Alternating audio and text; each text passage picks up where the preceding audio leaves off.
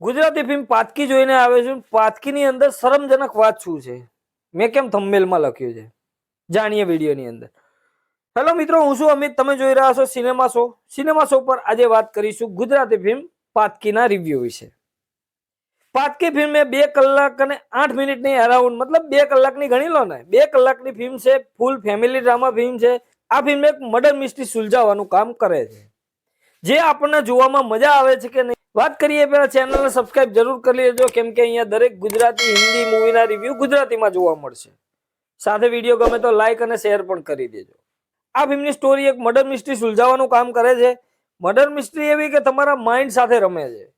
Mind સાથે રમે છે ખરી, પણ તમારા મગજ ઉપર શું આવી થઈ શકે છે નહીં એ એક સવાલ છે. ફિલ્મની શરૂઆતમાં જ એક મર્ડર થઈ જાય છે.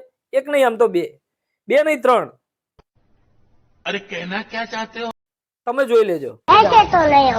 મર્ડર તો થાય છે, પણ મર્ડર નો ઉકેલ આવે છે કે નહીં એ આપણે આ ફિલ્મની અંદર જાણવાનું છે. અને આવે છે તો કેવો આવે છે એ બધું આપણે આ ફિલ્મની અંદર જોવાનું છે.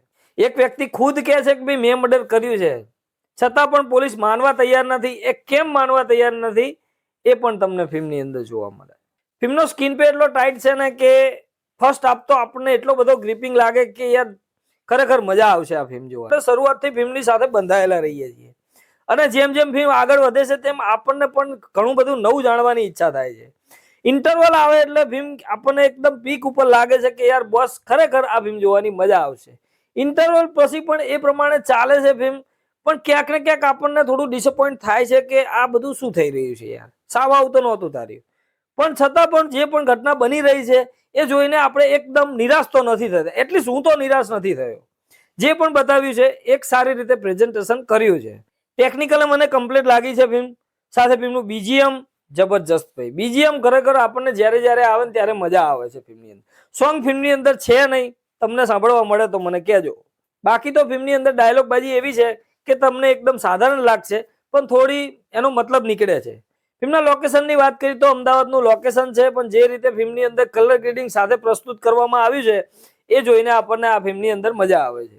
કેમ કે સિનેમેટોગ્રાફી ફિલ્મની એ રીતની લેવામાં આવી છે ને કે આપણે ક્રાઇમ ફિલ્મ જોતા હોય ને એવું આપણને અહેસાસ કરાવે છે. એક્ટિંગની વાત કરીએ તો ગૌરવ પાસવાલા અને શ્રદ્ધા ડાગર પતિ પત્નીના રોલમાં છે. અહીંયા ગૌરવ પાસવાલાએ અહીંયા સરસ મજાની એક્ટિંગ કરી છે. મને પર્સનલી આ ફિલ્મની અંદર ખરેખર એમની એક્ટિંગ વધારે ગમી છે.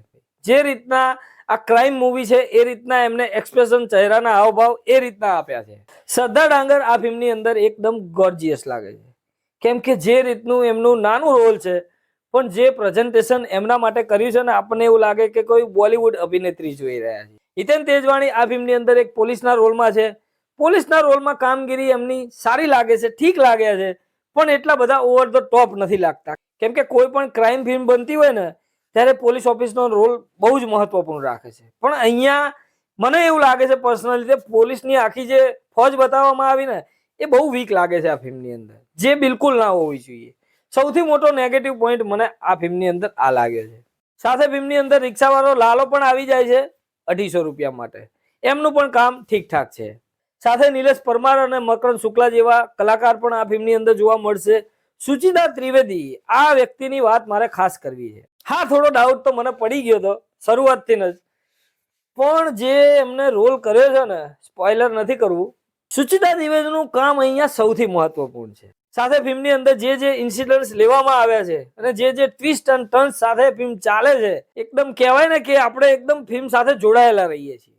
અહીંયા પણ એ પ્રકારની ફિલ્મ મને લાગી છે, કેમ કે બોર બિલકુલ નથી થવાતું અને સાથે ફિલ્મની સ્ટોરી સાથે આપણે ફિલ્મ ક્યારે પૂરી થઈ જાય છે એનો અંદેશો પણ નથી આવતો. હા, ફિલ્મનો એન્ડિંગ ક્યાંક ને ક્યાંક થોડો ડિસઅપોઇન્ટ તમને કરી, ડિસઅપોઇન્ટ નહીં પણ થોડો વીક લાગી શકે છે. પાતકી ફિલ્મ જોઈને જ્યારે થિયેટરમાંથી બહાર નીકળીએ ને ત્યારે આપણને એક જ વસ્તુ કહેવાની મન થાય કે યાર મૂવી તો મસ્ત હતી. એટલે ઓલ ઓવર આ મૂવી માટે કહું ને તો ક્રાઇમ થ્રિલર ફિલ્મો જોવાના શોખીન માટે આ બેસ્ટ ફિલ્મ બની શકે છે. બીજી વસ્તુ કે આપણને સેકન્ડ હાફ ક્યાંક ને ક્યાંક થોડો આપણને એવરેજ લાગે છે કે વીક લાગી શકે છે, બાકી નિરાશાજનક બિલકુલ નથી. ખાસ મને શરમજનક અને વાહિયાત વાત લાગી હોય ને આ ફિલ્મ સાથે તો યાર સબટાઇટલમાં તમે ચેન્જીસ કરો યાર. કેમ કે તમે ઇંગ્લિશમાં સબટાઇટલ આપો છો અને ઇંગ્લિશમાં જ પાછા બોલો છો. ફિલ્મ ભાઈ ઘણી બધી ઇંગ્લિશમાં છે, મને એ વસ્તુ જરાય પણ નથી મજા આવી. યાર તમે ગુજરાતી ઓડિયન્સ માટે ફિલ્મ બનાવો છો તો ઇંગ્લિશ શું કરવા પરાણે ઘૂસેડો છો? એવું જરૂરી નથી કે અમીર પરિવાર તમે ફિલ્મની અંદર બતાવો છો તો એને ઇંગ્લિશ આવડતું હોય તો જ એને અમીર કહેવાય. ના યાર. અને બતાવો છો તો યાર સબટાઇટલ તમે ગુજરાતીમાં આપો, ઇંગ્લિશમાં સબટાઇટલ શું કરવા આપો છો?